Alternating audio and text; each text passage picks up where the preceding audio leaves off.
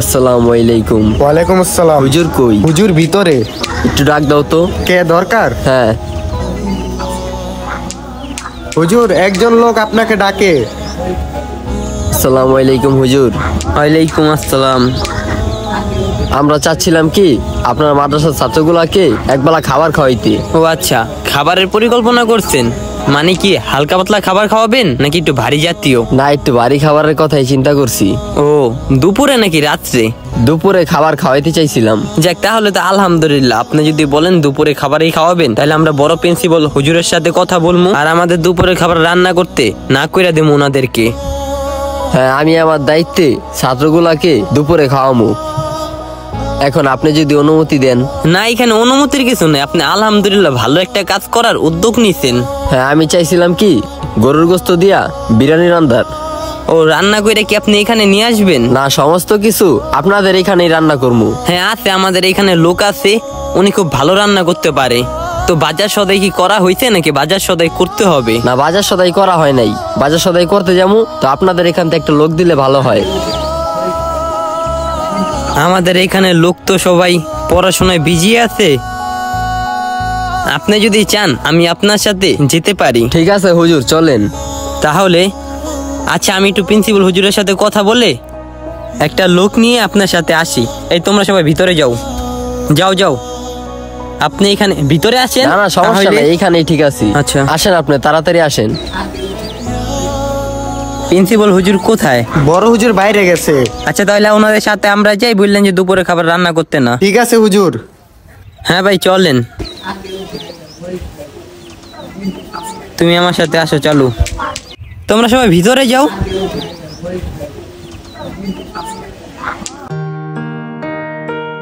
আসসালামু আলাইকুম হুজুর। ওয়ালাইকুম আসসালাম। হরজত কেমন আছেন? আলহামদুলিল্লাহ। হুজুর কি প্রয়োজন ছিল? এই যে গরুর গোস্ত প্রয়োজন ছিল আমাদের। কয় কেজি লাগতো হুজুর? এই আপনার আমাদের 8 কেজি লাগবে মাদ্রাসার জন্য। মাদ্রাসার জন্য নেবেন হুজুর? আচ্ছা ঠিক আছে, আমি ভালো গোস্ত বাইসা দিতেছি। ভাই, গোস্তের পিসগুলা একটু ছোট ছোট করে দিবেন। বিরিয়ানিতে দিব তো, যত ছোট পারেন। ঠিক আছে হুজুর, দিতাছি আমি।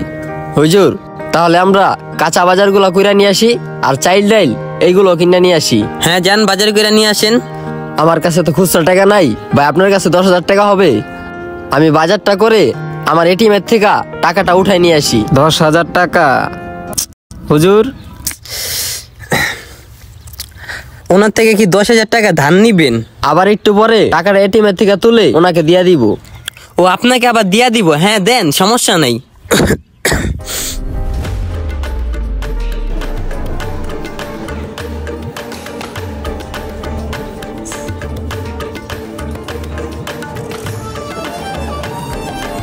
এই যে ভাই টাকাটা।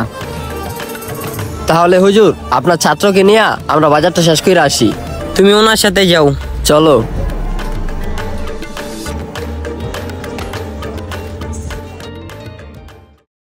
হুজুর কই আপনার লোক? অনেকক্ষণ তো হয়ে গেল, আপনার লোক তো এখনো আইতাছে না। ওরা বাজারে গেল, অনেক সময় হয়ে গেছে গা। হ্যাঁ হ, আমি তো মাংসটা কাইটা রেডি করে রাখলাম, আমি এক জায়গায় যাবো একটু। আচ্ছা রাখেন, একটু সময় দেন, চলে আসবো। কি রে, এত সময় লাগে? উনি কই? বাজার কই? হুজুর, উনি আমার এক দোকানে রেখা গেছে গা।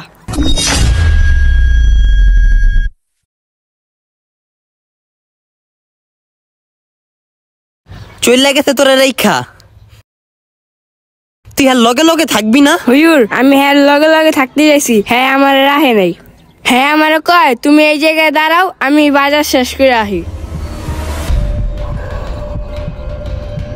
বাজারে আছে নাকি চলে গেছে? জানি না। হুজুর ওনার একটু ফোন দেন, আমার কিস্তির সময় হয়ে যাইতেছে। ওনার নাম্বার তো আমার কাছে নাই। উনি না আপনার সাথে আসলো, আপনি না নিয়ে আসলেন? ওনারে আমি চিনি না। আপনার অপরিচিত উনি? কি বললেন এটা?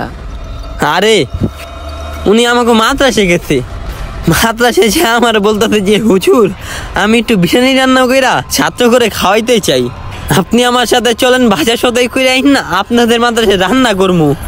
এই কারণে আমি আসলাম ওনার সাথে। উনি তো কত মিষ্টি মিষ্টি কথা বলছে, কত ভালো ভালো কথা বলছে। এখন কি করি?